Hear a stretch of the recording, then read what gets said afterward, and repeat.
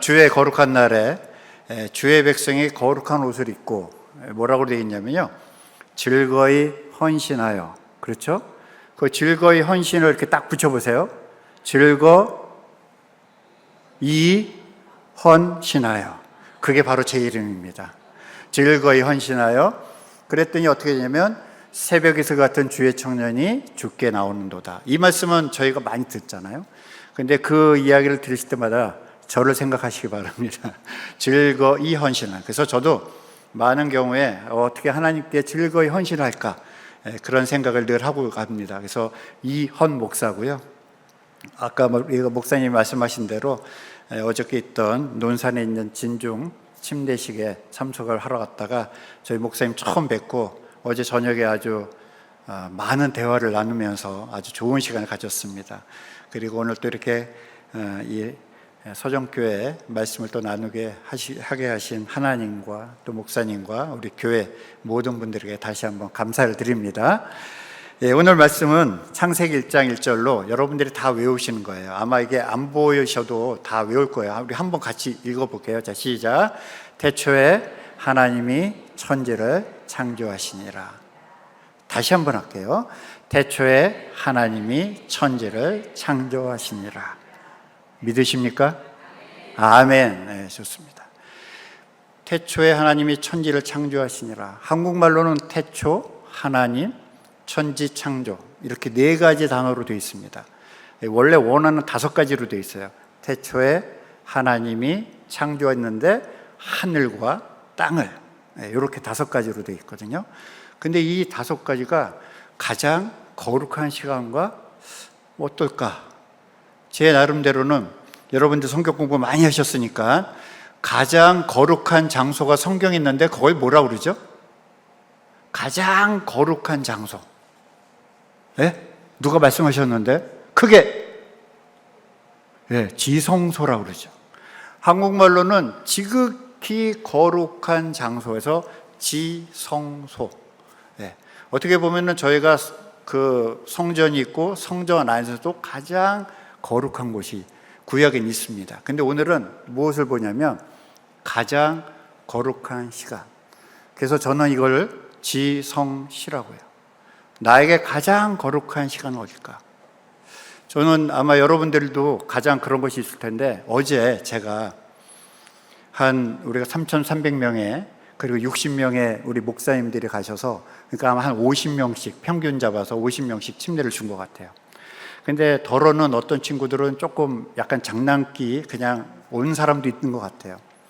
근데 어떤 우리 훈련병은 나이가 뭐 19살에서 20살 다 그 정도 됐겠죠. 굉장히 진지한 모습으로 나와서 제가 물어봅니다. 이름이 어떻게 돼요? 아무개입니다. 아무개 형제, 침례를 받기 원하십니까? 네. 그리고 침례에 대한 의미를 우리가 다 설명을 했지만 여태껏 자기가 살아왔던 그 삶을 물속에 딱 장사하고 다시 일어나면서 하나님께 돌아오는 그 시간 아닙니까? 가장 거룩한 시간, 가장 귀한 시간. 우리가 다른 건 다 잊어버려도 꼭 생각해야 될 시간, 그것이 가장 거룩한 시간이에요. 여러분들은 언제가 가장 거룩하셨습니까? 오늘 본문은 하나님께서 태초에 천지를 창조하시는 그때예요. 그런데 저희가 1장 1절 딱 읽으면 끝난 것 같은데 2절을 한번 보실까요? 2절은 어떻게 했습니까? 그 땅이 이렇게 나와요. 그 땅이 혼돈이래요. 여기서 말하는 혼돈이라는 뜻은 케이오스, 아주 무질서한 그런 뜻입니다. 그 다음에 뭐라고 되냐면 공허하며 empty, 비어 있다는 거예요. 그리고 난 다음에 뭐라고 하냐면 암흑이 그 수면 위에, 깊은 수면 위에 있더라. 그래서 아니 하나님이 천지를 만드셨으면 다 끝난 것 같은데 왜 혼돈하고 공허하고 암흑이 가득 차 있는가? 도대체 하나님께서는 도대체 어떻게 만드시려고 그러신가? 그랬더니 3절부터 우리가 잘 아시는 것처럼 제가 쭉 얘기는 안 했지만 저희가 그 주일학교 때 제일 어려웠던 게 그거거든요. 하나님이 첫째 날 뭘 만드셨죠? 둘째 날 뭘 만드셨죠? 셋째 날 뭘 만드셨죠? 이런 거 외우는 게 너무 힘들었잖아요. 혹시 다 아시죠? 대답이 다 아시죠? 네, 근데 이게 너무 어려운 거예요. 근데 제가 이거를 말씀을 보면서 이해를 했어요. 이 세 가지를 잘 기억하셔야 돼요. 1장 2절은 혼돈, 공허, 암흑. 하나님은 1장을 통해서 이 세 가지를 다 회복을 시키세요. 공허하고 혼돈스럽고 공허하고 암흑이었던. 그래서 첫째 날을 어떻게 하시냐면요, 이 암흑을 없애기 위해서 빛을 만드세요. 우리가 이건 정말 쉽지 않아요. 빛을 만드셨다. 그래서 암흑이 없어져요. 근데 빛을 만든 것뿐만 아니라 중요한 얘기가 있어요. 빛을 만드시고 빛과 어둠을 어떻게 하셨을까요? 어떻게 하셨죠? 빛과 어둠을 나누셨어요. 나누는 게 중요합니다. 첫째 날 빛을 만드셨지만 빛과 어둠을 나누셨어요. 이 이야기는 뭐냐면 무질서한 것을 질서를 만든다는 뜻이에요. 저희가 방이 이렇게 어지러울 때도 제일 중요한 게 뭡니까?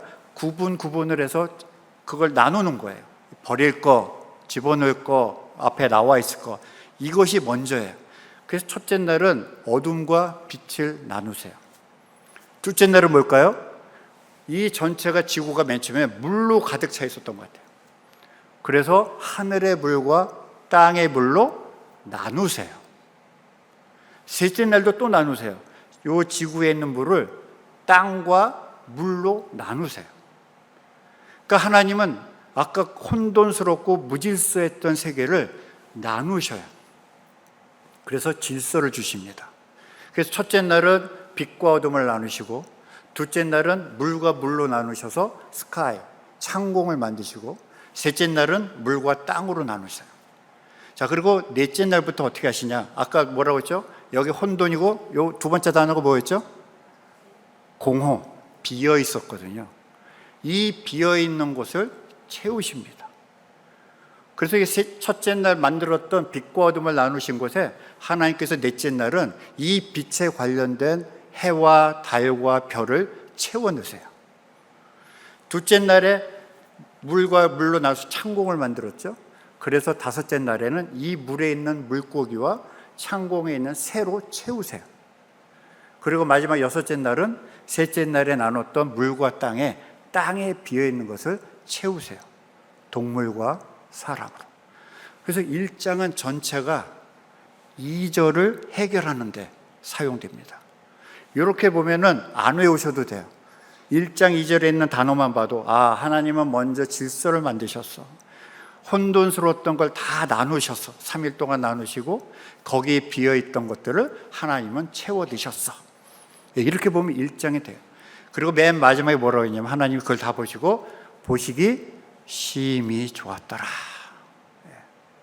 저는 이 모습을 보면서 하나님 요 1장을 어떤 것이 가장 표현하기 좋을까요? 했더니 제 개인적으로 제가 낳은 건 아니지만 아이를 임신한 어떤 그 엄마의 모습 같았어요.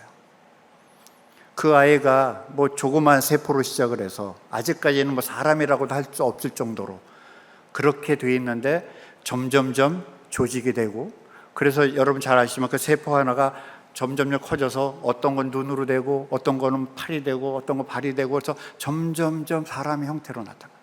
그렇지만 여전히 그 어머니의 뱃속에서 엄마의 보호를 받고 있는, 그리고 그 아이가 빛이 딱 나왔을 때, 세상을 나왔을 때 그 아이가 보는 세상은 모든 것이 다 정리가 돼 있고, 그리고 그 안에 장기가 가득 차 있는, 저는 그걸 보면서 가장 거룩한 시간을 우리가 표현할 수 있는 것은 마치 아이가 세상에 나오는 것이 아닐까, 이런 생각을 해봤어요. 그런데 오늘 이 장에 보면 저는 항상 뭔가 이루어진 것이 거룩하다는 것보다는 제 나름대로는 다른 생각을 하게 됐습니다. 먼저 인생으로 한번 돌아볼게요. 저는 이 1장 2절에 있는 세 가지가 우리 인생에 다 있다고 생각을 합니다. 하나님께서 우리를 바꾸시려고 하고 1장 1절처럼 창조를 하셨습니다 했지만 1장 2절에 우리를 바꾸려고 하는데 우리 인생의 모습 보니까 인생에 목적이 없어요. 그래서 무질서하게 살아가는 거예요. 또 어떤 거는 나름대로 목적이 있어서 살았는데 공허합니다. 뭔가 남은 게 없어요. 내가 지금 이렇게 30년, 50년을 살아왔는데 내 인생 뭔가 하는 분들도 계세요. 그리고 또 어떤 분들은 어떻습니까? 아주 깜깜하다. 내 인생 뭐가 없다. 미래가 없다. 이러한 모습을 하나님께서는 하나님의 방법으로, 그래서 뭐라고 되어 있냐면 그 수면 위에, 하나님의 영은 그 수면 위에 운행하셨다라는 표현이에요. 그 운행하셨다는 표현에 가장 아까 좋은 것이 뭐냐면 부모가, 엄마가 아이를 잉태하고 보호해 주는 모습, 그리고 그 아이를 끝까지 지켜나가는 모습, 그것이 1장 2절이 주는 말씀이에요. 근데 저 자신도 그런 생각을 해봅니다. 제 인생에서도 제가 원래 이렇게 신학을 했던 사람은 아니고요. 제 인생에 있어서 아주 그냥 막 열심히 이 세상적으로 살아갈 때가 있었거든요. 목적이 없었습니다. 그러다가 제가 이제 미국으로 유학을 가서 이제 좋은 교회를 만난 거죠. 그 교회에서 하나님의 말씀에 대한 도전을 받았어요. 그리고 나서 저희 담임 목사님께서 그 얘기를 하십니다. 이현 형제, 당신의 앞으로 인생의 목적이 뭐야? 근데 그때는 제가 너무 그때도 신실하게 제가 믿으려고 했기 때문에 목사가 될 생각은 없었고, 목사님, 저는 목사님 말 잘 듣는 집사가 되겠습니다. 그래서 교회를 열심히 돕겠습니다. 그 얘기를 말씀드렸더니 우리 목사님 하신 말씀이, 그러면 신학교를 가. 근데 제가 공부를 하고 있었거든요. 이거 지금 공부하는 걸 포기하고요? 그래서 그 정도는 아닌 것 같습니다. 근데 또 몇 달 뒤에 동일한 말씀을 하셔요. 근데 그때 한번 생각을 했습니다. 나의 인생의 목적은 무엇일까? 도대체 나는 인생의 무엇을 위해서 살기를 원할까? 제가 맨 처음 생각했던 것은 이런 것이었던 것 같아요. 그냥 유학을 하고 학위를 받고 한국에 돌아와서 좋은 교수가 되든 어디 연구자가 되든 그러면서 교회도 그냥 잘 열심히 다니는, 그리고 그 교회에서 그냥 열심히 봉사하는, 그 정도면 되지 않을까라고 내 나름대로 헌신을 한 겁니다. 근데 하나님께서는 그보다 더 큰 걸 원하셨던 것 같아요. 제가 좀 부끄러운 얘기지만 제가 옛날 생각을 좀 하게 됐는데, 여러분 혹시 제가 이제 60년대, 70년대 살았는데요. 그때 제일 재밌던 스포츠가 뭔지 아십니까? 혹시, 예? 레슬링, 맞습니다. 아이고, 잘 아시네요. 제가 레슬링을 보고 싶어갖고, 근데 그 당시에는 TV가 없었지 않습니까? 근데 저희 동네에, 저희 집에 조금 가다 보면 만화 가게가 있는데, 거기서 TV가 있는 거예요. 근데 그 TV를 보려면 일정량 만화를 봐서 쿠폰을 받아야 됩니다, 그때. 그러니까 평상시에 가서 좀 보다가, 그 다음에 이제 레슬링 하는 날 있으면 그 쿠폰을 갖다가 보여주고 같이 앉아서 봐야 되는 거예요. 너무너무 좋아했어요. 근데 한 번은 저희 어머님이 주일 예배 이제 교회를 잘 가라고, 얼마인지 모르겠습니다. 그 당시에 10원인지 20원인지 헌금을 주셨어요. 근데 제 나름대로 제가 머리를 굴려가지고 교회를 가는 척 하다가 어디로 갈게요? 만화가게를 갔어요. 그리고 나름대로 완전 범죄를 위해서 시간을 딱 재가지고 딱 볼만큼 보고, 그리고 집에 돌아왔습니다. 근데 저희 어머님이 갑자기 물어보시더라고요. 여태껏 주일날 잘 다녀왔냐? 이 정도인데 어디 갔다 왔니? 그러시더라고요. 그래서 마음에 좀 걸리는 게 있지만, 교회 갔다 왔죠. 와, 저는 그때 하나님의 살아계심을 경험했습니다. 하나님의 그 진노와 그냥 모든 걸 다 받았는데, 근데 어떻게 됐냐 했더니 하나님이 일하셨는데, 그때 어렸을 때 그 교회 목사님이, 그 따님이 뭘 주려고 저를 기다렸던 거예요. 그날 하필 그 주일날. 근데 제가 안 온 거예요. 그래서 제가 아파서 안 왔나 보다고 목사님 따님을 시켜서 보낸 거예요. 그러니까 저희 어머님 얼마나 놀라셨겠어요. 분명히 교회를 갔는데 그 목사님 따님이 와서 헌이가 안 왔는데 아프냐고 그러면서 뭘 갖다 준 거예요. 근데 저는 조금 있다가 그것도 모르고 마치 교회를 갔다 온 것처럼 당당하게 얘기했어요. 그래서 그 다음 주에 저희 어머니 그래도 저를 믿고 헌금 2배를 주시고 교회 가서 헌금을 하라 그렇게 주셨어요. 근데 뭐 지금도 생각나는데 뭐 이보다 좀 더 적은 교회였는데요. 제가 그 헌금을 했습니다. 헌금을 하고 났는데 왠지 이 헌금으로는 안 될 것 같아요. 제가 너무 이제 잘못한 것도 저도 깨닫고 그래서 제가 이렇게 앞에 나왔습니다. 그랬더니 그때 전도사님이 물어요. 너 왜 나왔니? 근데 저도 모르게 그런 얘기를 한 것 같아요.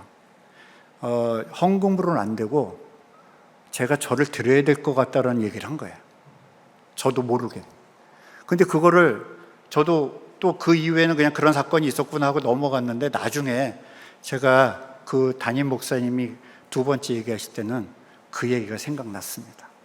하나님 생각나게 하신 것 같아요. 그러면서 너가 가장 거룩한 시간에 헌신했던 그것을 지키라 라고 말씀하신 겁니다. 저에게 가장 거룩한 시간에는 아마 그 모습이었던 것 같아요. 하나님께서 제가 적은 모습이었고 별거 아닌 것 같기도 하지만 그때 하나님께 드리겠습니다 라고 했던 그 시간이 가장 거룩했던 것 같아요. 여러분들도 아마 그런 시간이 있을 거예요. 근데 이 거룩한 시간은요, 하나님의 뭔가를 우리가 바꿔서 뭔가 성공했다는 시간이 아니라 제가 오늘 드리고 싶은 말씀은 아까 2절에 얘기했던 혼돈과 공허와 암흑이 가득한 이 3가지가 우리의 모습이라는 겁니다. 하나님이 거룩하게 바꾸신 창조의 역사, 바로 현실은 하나님을 만나는 그 시간은 나의 가장 연약한 부분이 드러나는 시간인 거예요. 하나님이 세상을 창조하셨을 때 막 세상이 멋있는 게 아니라 세상은 혼돈스럽고 세상은 공허하고 세상은 암흑에 가득 찼습니다. 하나님이 저라는 사람을 바꾸실 때는 저의 모습이 깨끗하고 거룩하고 좋고 그런 것이 아니라 정말 막대기 같은 생명력이 없고 엉망진창의 그런 죄인의 모습, 나의 연약한 부분, 나의 약한 것, 나의 아픈 것, 그런 것이 하나님 앞에 드러나는 시간입니다. 저희는 이렇게 막 성공신화 이런 것들을 좋아해요. 그래서 뭔가 다 해결이 되고 난 다음에 그래서 그게 가장 거룩하군요. 근데 그것이 아니라 저는 어저께 침례 그 순간도 거룩하지만 그 침례 이전에 그들이 고백하는 나는 하나님 앞에서 죄인입니다. 여러분이 잘 아시는 것처럼 이사야는 굉장히 거룩한 사람이었어요. 그런데 이사야 6장에 보니까 이렇게 나옵니다. 하나님을 만나요. 그분이 왜 하나님을 계속 안 만났을까요? 계속 제사도 드리고 우리처럼 예배도 드리고 다 그랬는데 어느 날 갑자기 하나님을 만납니다. 그리고 하나님을 만난 순간에 하나님 저 여기 있습니다가 아니라 그 입술이 뭐라면 큰일 났다, 화로다, 나 죽게 생겼다, 내가 입술에 부정한 백성 중에 하나님을 만나 뵙구나, 죄가 먼저 보인 겁니다. 그랬더니 하나님이 그 스랍을 보내서 그 입술에 죄를 제해 주시는 거예요.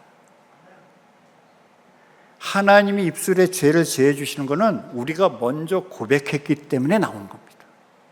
우리는 자꾸 거룩한 시간을 뭐 거룩하게 앉아서 거룩하게 예배드리고 거룩하게 하고 뭔가 거룩한 기도가 나와야 될 것 같지만 하나님이 보시는 거룩한 순간은 우리의 가장 연약한 것을 내놓는 겁니다. 예수님도 똑같은 말씀을 하셨어요. 한 세리와 바리새인 서기관이 성전에 기도하러 갔습니다. 그 서기관은 그렇게 얘기했어요. 하나님 감사합니다. 저를 이렇게 서기관으로 만들어서 감사합니다. 감사기도 해야죠. 그리고 또 했습니다. 저는 이렇게 일주일에 한 번씩 금식을 합니다. 저는 이렇게 헌금을 합니다. 하나님 감사합니다. 그러면서 뭐라 하면 저 세리처럼 저를 죄인으로 안 만드셔서 감사합니다. 그런데 예수님이 뭐라고 하셨냐면 그 셀이 하늘도 쳐다보지도 못하고 거룩한 모습도 아닌 그저 자기 가슴을 치며 눈물로 회개하며 하나님, 저는 죄인입니다. 저는 죄인입니다. 그 얘기를 했을 때 하나님이 그의 기도를 받으셨다. 오늘 1장 1절은 마치 아주 대단한 하나님의 말씀, 하나님의 태초에 천지를 창조했다 선언인 것 같지만 2장에는 우리의 연약한 모습이 나옵니다. 우리도 때로는 삶이 혼돈스럽고요, 목적이 없는 것 같고요, 때로는 뭔가 하고 있는 것 같은데 공허하고요, 내 삶의 미래는 아무것도 보이지 않는 것처럼 암흑 같을 때 하나님께서 말씀으로 천지를 창조하신 것처럼 이 모든 것을 인정하는 모든 주의 백성들에게 하나님께서 다시 말씀으로 이야기를 하십니다. 빛이 있으라, 나뉘어져라, 하늘의 것으로 가득 채워라. 이 말씀을 갖고 다시 한번 주님께 나아가시는 저와 여러분 되시기를 주님 이름으로 축원합니다. 그러므로 누구든지 그리스도 안에 있으면 새 피조물이라. 예전 것은 지나갔으니 보라 새 것이 되었도다. 우리가 우리의 연약한 것을 숨기려 하지 말고, 근데 이건 조심하셔야 돼요. 사람끼리 얘기한다고 되는 게 아닙니다. 내가 이 사람하고 얘기를 하고 내 친구한테 이런다고 되는 게 아니에요. 제가 제일 답답하게 보는 사람 중에 한 명이 누구냐면요, 병원을 가서 자기가 몸이 안 좋아갖고 갔는데 병원에 가서 환자들끼리 앉고 자기들끼리 얘기하다 돌아가는 사람. 이런 사람 있습니까? 내가 문제가 있어서 왔는데 환자들끼리 앉아갖고 그 얘기 다 하다가 아유 당신은 뭐 같아요? 당신은 이런 거 같아요? 아유 암이요? 뭐 이렇게 그렇게 해서 가는 사람이 없어요. 누굴 만나죠? 병원 가면? 의사를 만나야 돼요. 내 문제를 고쳐줄 사람은 의사라고요. 근데 그냥 환자들끼리 얘기하다가 돌아가는 사람들이 있어요. 교회도 마찬가지예요. 내 문제를 궁극적으로 해결하실 분은 주님이세요. 근데 주님하고 얘기를 하지 않아. 같이 와 있는 사람들이랑 얘기하고 밥 먹고 좋은 교제를 갖지만 그렇다고 문제 해결이 되지 않아요. 아브라함이 너무 우리가 믿음의 조상이라고 하지만 아브라함이 하나님께서 내려오셔서 내년에 사라를 통해서 아들을 줄 것이다. 근데 그 아브라함이 그때 뭐라고 하신지 아세요? 이 18장에 나오는 건데요. 나중에 보시면 아브라함이 엎드려 웃으면서